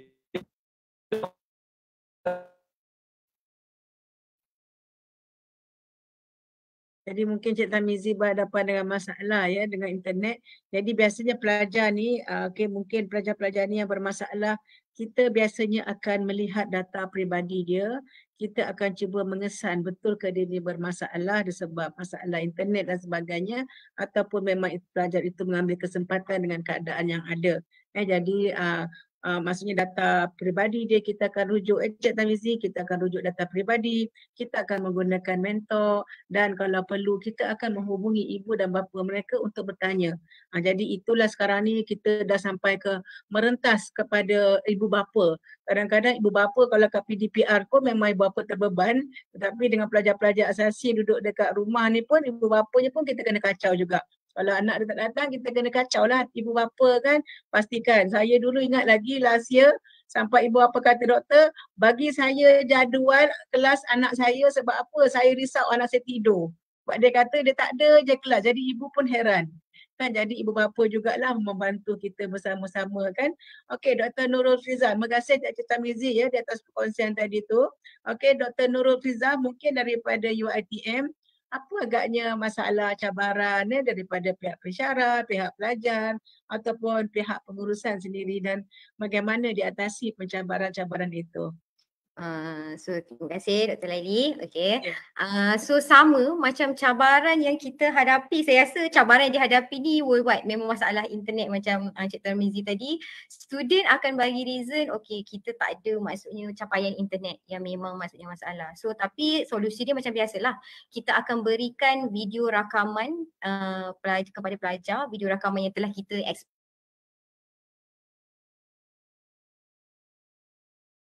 So contohnya macam sekarang ni pun musim maksudnya student banyak pergi vaksin. So kita apa yang kita buat dekat UiTM ni, so kadang-kadang waktu sebab lab itu adalah compulsory dekat UiTM sebab dia adalah daripada 20% daripada markah ongoing assessment. Jadi dia wajib memang ada lab, memang ada attendance tu ada. Jadi apa yang kami buat pensyarah 28 orang ni, kita ada peruntukan 2 minggu yang terakhir itu di mana maksudnya kita kumpulkan semua pelajar yang tidak dapat hadir ni, jadikan dia sebagai satu kumpulan. So kita pensyarah 28 orang ni akan mengisi lah. Okey, senarai student siapa yang akan handle, kumpulkan untuk kita laksanakan bersama-sama sekaligus supaya dia dapat rasakan juga online lab tu. Nak pastikan dia duduk juga sit untuk maksudnya online lab. Itu yang kita buat lah. Okay, so serba sedikit, maksudnya saya tunjuklah ini feedback yang latest yang kita buat untuk semester ni. Ini yang sempat saya buat untuk, ini saya minta daripada salah seorang daripada pensyarah lah. Terima kasih kepada Puan Najwa kerana sudi nak sediakan maksudnya kita punya feedback survey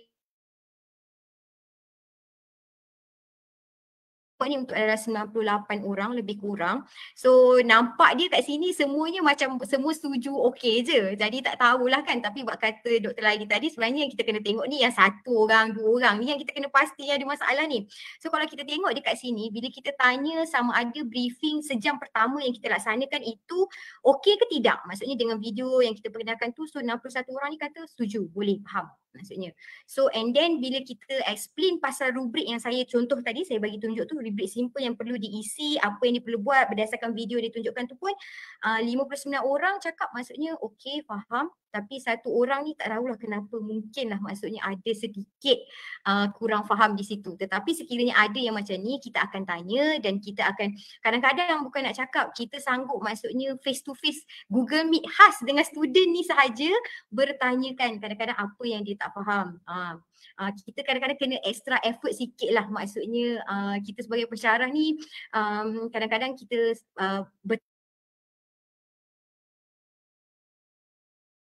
kenapa? Sebab kadang-kadang student ni pun dia ada masalah tersendiri, maksudnya yang mengganggu dia untuk nak datang kelas. Okay.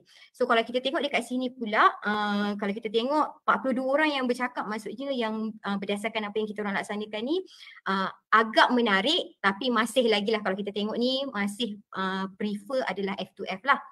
And then satu daripada cabaran yang kita orang risau sebenarnya adalah bila kita suruh student upload kembali rubrik yang kita bagi tu dalam masa 2 jam. Itu adalah memang kita ada sedikit concern, takut dia tak sempat. Tapi bila kita tengok dari sini, sebenarnya rubrik yang kita berikan itu dan maksudnya 2 jam itu bersesuaian dengan maksudnya masa yang diberikan. So maksudnya tak perlulah sampai, kalau kita orang berdasarkan rubrik yang pendek kita bagi tu, tak perlu sampai sehari atau 2 hari. So 2 jam tu dia boleh settle semua benda. And then memang sangat penting, maksudnya kalau kita tengok kat sini, student memang akan cakap selalunya, mostly majority akan cakap lecturer memang maksudnya ada helpful lah untuk masa ODR session. Bila kita cakap walaupun kita bagi dalam masa sejam tu student ada perbincangan sendiri, tapi kita sebagai pensyarah ni akan sentiasa standby. Sebab kadang-kadang student dia ada je masalah, dia tak faham, dia akan terus WhatsApp kan. So maksudnya kita akan macam ready dalam masa sejam tu, masa waktu perbincangan dia yang dibuat bersama kumpulan tu, dia akan banyak pak soalan masuk-masuk. So kita akan sentiasa standby dan menjawablah soalan itu. And dan maksudnya setuju juga, maksudnya kalau kita tengok sini, diorang juga bersetuju di mana sejam kedua sesi lab yang kita buat itu adalah tidak perlu pemantauan pensyarah, tapi bagi masa untuk diorang sendiri berbincang sesama diorang secara maya macam mana nak isi rubrik lab tu. So inilah maksudnya yang sempat saya sertakan untuk feedback survey yang kita orang buat untuk semester ni.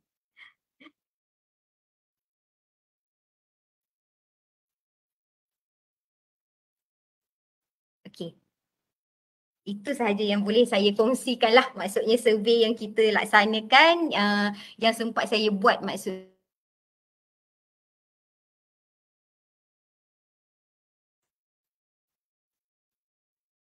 Okey. Dr. Nurul jadi macam saya kata tadi lah, survey adalah bahasa kita dengan pelajar untuk kita melihat keberkesanan, tapi kejujuran pelajar mengisi survey tu pun perlulah. Kita tak nak dia main tik-tik-tik je. Saya risau nanti pelajar ni lebih suka duduk online. Bila nak kembali kepada face to face nanti tu, kami pernah juga survey diorang, you suka PDPR ni secara fizikal ke secara online? Dah ramai suka online sebenarnya. Kan agaknya mungkin sebab diorang boleh berkuliah sambil diorang goyang kaki dan sebagainya kan. Jadi benda-benda ni lah kita pun dah sekarang ni dah keliru dah kan. Jadi pelajar-pelajar ni pun masing-masing pun diorang dah terbiasa dah dengan keadaan yang santai-santai saja kan belajar. Jadi kita harap bila dah boleh masuk ni kita adjust balik lah pemikiran diorang ni kan. Okey, jadi daripada tadi tu kita terbang pula kembali kepada Kuantan ya. Jadi kita percaya okey Puan Diana akan berkongsi pula cabaran. Tadi awal-awal pun Diana dah cerita tentang cabaran dan sebagainya. Jadi mungkin boleh ulas sedikit lagi tentang cabaran dan bagaimana pihak di Asasi Islam Antarabangsa mengatasi cabaran itu. Silakan. Okay, so saya nak share sedikit sebab saya dah cerita tadi sedikit sebanyak cabaran apa yang kami hadapi, bukan sahaja Department Chemistry saja, I think the whole campus dan juga para pelajar. Okay, so di mana setiap department pun mengambil langkah yang proaktif, okay, dan juga kampus kami sendiri mengambil langkah yang proaktif untuk tangani masalah students especially dekat capaian internet itu. So apa yang kami buat, tapi tapi kalau in terms pembelajaran, okay, macam sama juga macam Dr. Fiza cakap, macam Cik Tamizi cakap tadi, kita ni lah yang cikgu carilah student kita, okay, mana pergi, kenapa dah 2 kali session tak ada, ataupun atau senyap je, ataupun in the middle of the semester, in the middle of the duration class tu, kita sendiri pun akan make sure, okay, contohnya bila saya perlu mengadakan Google Meet waktu kelas tu, di mana saya akan pastikan student okey ke capaian internet, saya keep on asking. Sometimes pun lagging dari pihak saya, sometimes pun lagging daripada pihak student. So di mana bila kita terangkan, especially dekat Amali tu, kemudian tu dengar echo suara kita. So itu antara kekangan yang kita kena bear dan kita tak boleh juga mengikut keadaan semasa lah nak buat macam mana kan. Tapi what we did, okay, untuk Universiti Islam Antarabangsa, kampus Gambang, okay, Pusat Asasi, okay, untuk students yang mengalami capaian internet yang lemah, okay, apa yang kita buat, kita akan panggil mereka semula.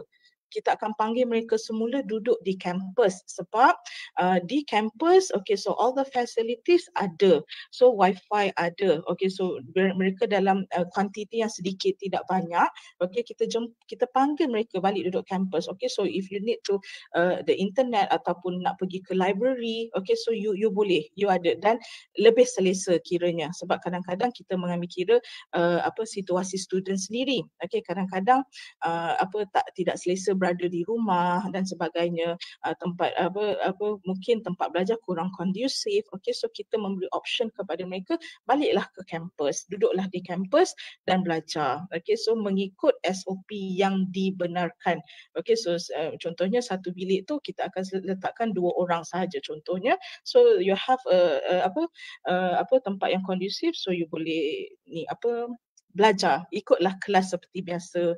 Okay, so contohnya kalau ada sesetengah in the meantime, sementara peralihan mereka balik ke kampus tu, if let's say that they face the difficulties, okay, untuk internet tu, contohnya kalau kelas teori, so kita akan providekan video kepada mereka, recorded video kepada mereka untuk mereka view. Kami bagi masa. Contohnya kalau ada test ke apa ke, kami akan bagi masa mereka yang sesuai untuk upload all the answer dekat GC. Dan juga kami akan pastikan students ni macam kita cubalah untuk tidak membebankan mereka juga, something like that. Lebih kurang macam tu. Okay, so untuk lab pula, so macam saya cakap tadi, okay, so diorang akan tengok YouTube. So for those yang ada masalah untuk tengok at that current situation, kami juga bagi mereka masa untuk view. Okay, so macam contohnya minggu tu adalah minggu untuk kita jalankan lab eksperimen 3, tak apalah kita bagi mereka masa untuk view. Okay, it takes, kalau macam dalam masa 2-3 hari, okay, so tak apa kita allow. Sebab kalau kita force them to follow kita punya duration yang kita nak tu, so kita takut juga memberi kesan kepada student sendiri. Okay, mereka pun tidak selesa dan dia pun rasa macam tak seronok ke apa ke, so sebab kita nak two way, walaupun online kita nak two way communication yang bagus antara student dengan pencara. Okay, so saya tak dari segi survey, okay, so dari segi survey saya tak sempat menjalankan survey secara menyeluruh, tapi saya sempatlah berkongsi, okay, so saya run a survey sebab saya pun tak naklah dari pihak saya short sendiri mengajar kan, okay, so survey jalankan kepada para students, okay, so nak tengok macam mana diorang mengambil recorded online tu sendiri, recorded video itu sendiri. Sekejap saya share dulu. A simple survey sahaja dari students. Sekejap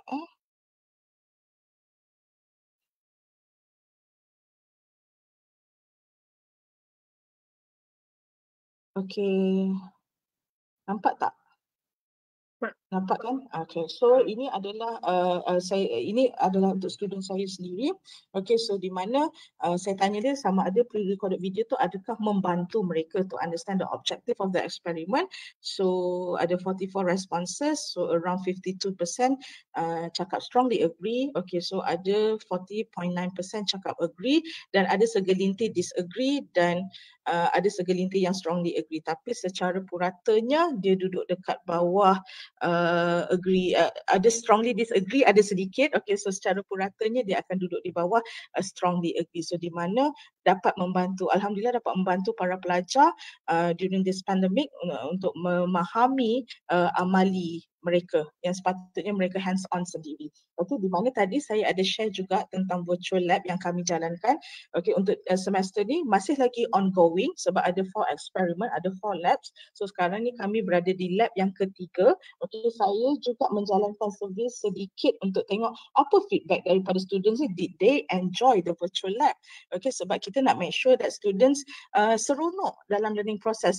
Sebab dekat pemahaman saya begini, students dia form 5 dia fully online and then dia masuk asasi online lagi. So maksudnya dari dan kita kena tahu fasa dia daripada sekolah nak ke asasi is a 2 different phase. Okay, so dia nak kena change cara dia belajar, cara dia nak faham konsep tu dia nak dapat macam mana. Okay, so definitely will be different from school. So itu yang kami pesara daripada Department Chemistry fikirkan apa cara terbaik untuk kita approach. Ada dari segi lab session lah sebab kita nak make sure that they get what they learn macam tu. Okay, so saya run some survey juga. Okay, so this is what we get. Okay, so is it interesting to handle the apparatus virtually? So it's a simple survey actually. So 81% from the students say yes. Okay, and then ada juga segelintir kata tidak dan ada juga segelintir student menyatakan it is difficult to handle it, mungkin dari segi device ke apa ke. So di mana kami kena ambil kira semua ni di hujung semester. So untuk akan datang, if let's say that we face this kind of problem, so contohnya kita dah we have a little bit data, sedikit data, so untuk kita atasi dan kita improvekan dari semasa ke semasa.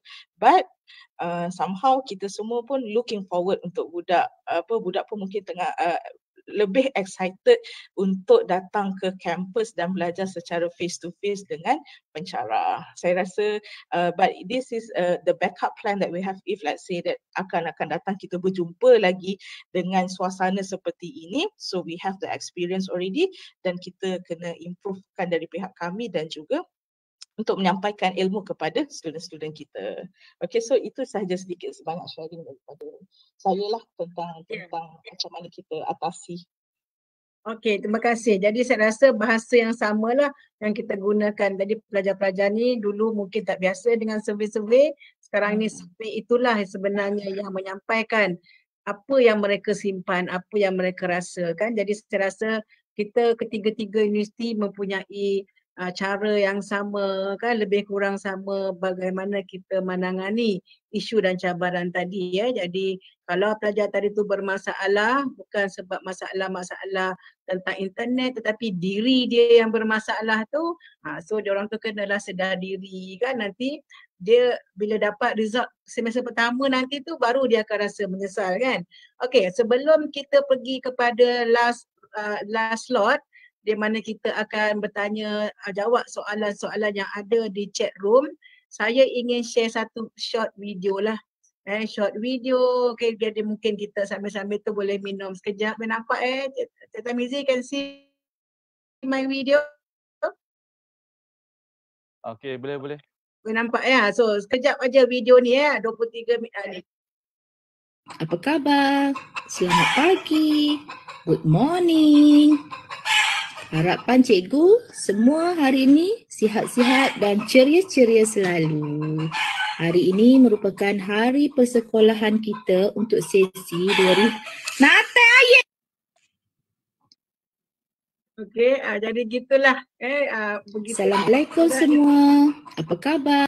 Okey, bila nak sediakan video tu, skill-skill itulah yang kita dah mula ada kan. Kalau dulu kita nak pastikan tengah-tengah buat video, tiba-tiba anak masuk, awak kena ulang balik. Tengah-tengah buat video suami pula minta makan. Allah, ganti balik. Jadi sekarang ni kita pun dekat rumah pun dah kena ada bilik khas untuk rakaman. Bilik khas untuk kita nak secara personal untuk kita nak mengajar dan sebagainya lah kan. Jadi itu semua cabaran-cabarannya. Okey. Jadi untuk kita pergi last round, saya tengok dekat ruangan chat tu adalah soalan-soalan yang kita boleh lihat. Okey, jadi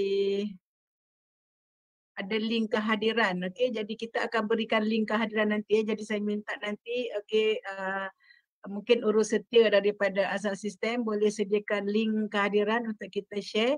Soalan untuk Cik Tarmizi daripada Puan Marzana Said tadi.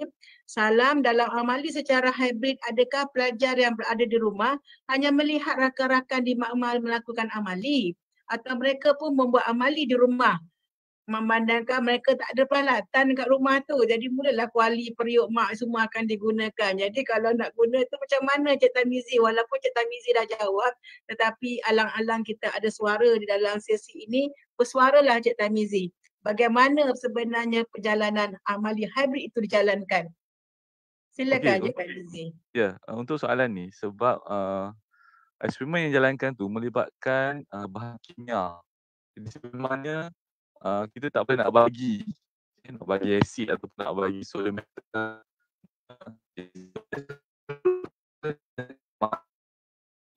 yang berada di rumah ataupun yang berada di hostel dapat tu kawan dia bertanya soalan sahaja. Kita nak bagi kita nak untuk memang eksperimen tu perlu dijalankan di dalam kebuasan. So tidak boleh di rumah yang nak gunakan kuali ke yuk nak masuk sendiri nak tak sempurna dengan dapur tu tak boleh, memang hanya boleh dilakukan di rumah saja. Jadi hadiah dapat bertanya secara langsung kepada kawan-kawan dan juga kepada pensyarah.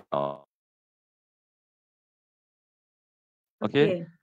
Jadi mungkin tak apa jelas suara Cik Tarmizi tadi tengah timbul, tetapi sebab saya juga terlibat dengan UMT kan, sebab dalam pembelajaran hybrid tadi tu begitulah, apabila pelajar tadi tu yang berpeluang berada di makmal, apabila nak sediakan report, mereka akan berbincang bersama, dia akan explain. Jadi wakil daripada pelajar yang berada di makmal itu, dia akan bantulah, dia yang akan bersama dengan pelajar dan sebagainya.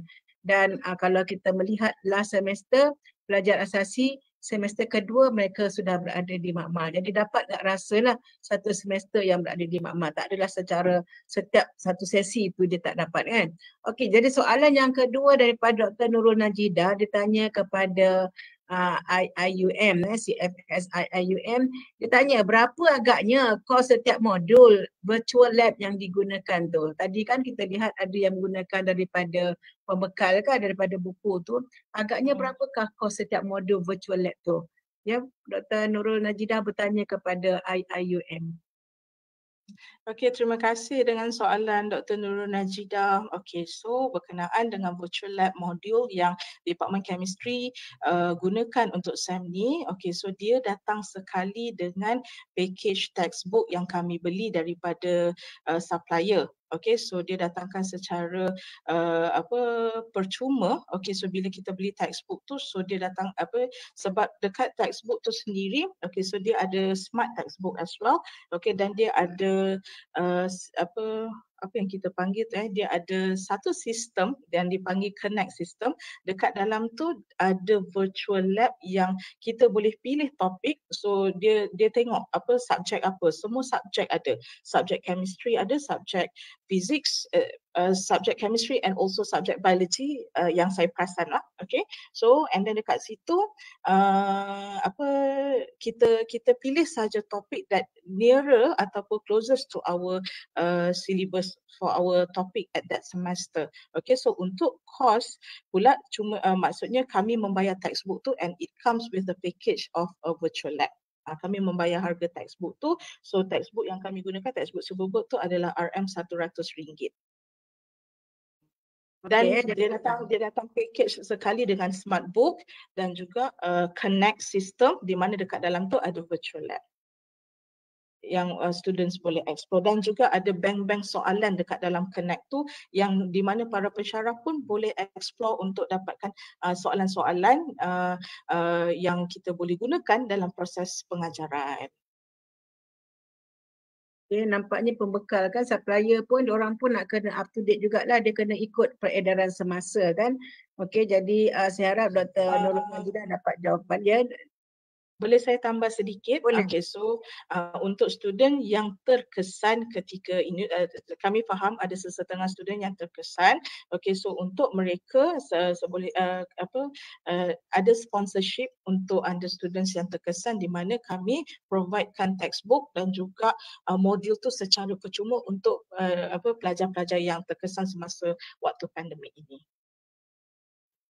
Okay, jadi saya rasa di pihak universiti kita memang cuba sedaya upaya kan untuk membantu pelajar. Tak kira kita nak berikan mereka ilmu, tetapi juga kita membantu sedikit sebanyak dari segi keperluan mereka jugalah ya. Jadi satu soalan lagi daripada Amir, adakah sebarang aplikasi dalam handphone yang percuma digunakan sebagai virtual classroom? Boleh ke Cik Wan Tamizi ke jawab, adakah dekat dalam handphone ataupun Dr. Diana, Dr. Nurul ataupun Puan Diana tadi tu tahu tentang aplikasi dalam handphone yang percuma digunakan sebagai virtual classroom? Boleh mana-mana panel jawab? Secara percuma dalam handphone, Cik Tamizi? Untuk virtual classroom rasanya tak ada yang percuma sebab memang kalau virtual classroom biasanya dia ada content dia sendiri dan perlu ada developer. Contohnya hari tu memang ada juga supplier yang approach untuk team chemistry UMT bagi virtual classroom. Okay, dan harga dia tu ada hargalah dan bergantung kepada jumlah pelajar. Berapa yang subscribe, harga akan makin murah. Tapi memang akan dikenakan harga. Sebabnya dia dah ada content dia ada sistem dia sendiri. Okay, means that pelajar jawab, lecturer boleh terus lihat. Dan bila pelajar buat tu pun, lecturer boleh lihat secara live view apa yang berlaku, apa yang pelajar tu dah buat silap, apa yang betul dan sebarang komen, okay, dapat diikuti oleh pensyarah. Okay, dan juga pelajar dia macam ada direct connection lah, maknanya dia lebih kurang macam Facebook kan, tapi dia lebih kepada aplikasi virtual lab. Macam tadi Cik Dana tunjukkan, contohnya nak buat titration, ada burette. So benda-benda macam tu dia perlukan kita panggil apa cost untuk develop. So untuk virtual lab setakat ni tak ada yang percuma, cuma kalau macam Edmodo ataupun quizzes tu kita boleh gunakan secara percuma lah. Okay. Okay, jadi saya rasa kita pun dah terbabas masa ni, sepatutnya kita akan ada sesi yang kedua.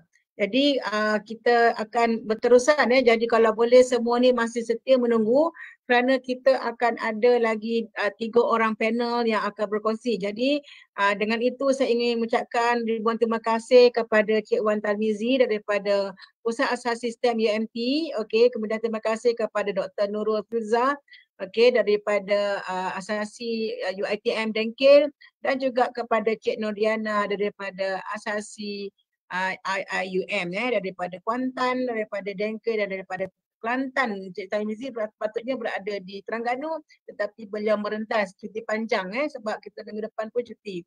Jadi kita dah nampak dah Dr. Muna sudah bersedia. Dr. Muna, kita terbang pergi ke Sarawak sekarang. Kita pergi ke Unimas. Jadi Dr. Muna nanti akan bersama 3 panel. Jadi saya serahkan sesi ini kepada Dr. Muna. Sebelum itu kepada yang bertanya tentang link kehadiran, tunggu sebentar ya. Saya akan minta untuk kita sediakan, nanti Cik Tamizi kita akan sediakan link kehadiran sedikit masa lagi. Okey, jadi Dr. Muna silakan silakan untuk kita bersiaran lagi perkongsian pelaksanaan amali secara online bagi 3 lagi universiti. Silakan Dr. Muna sebagai moderator. Terima kasih Prof. Madia, Dr. Laili daripada PASTEM UMT. Saya rasa kita punya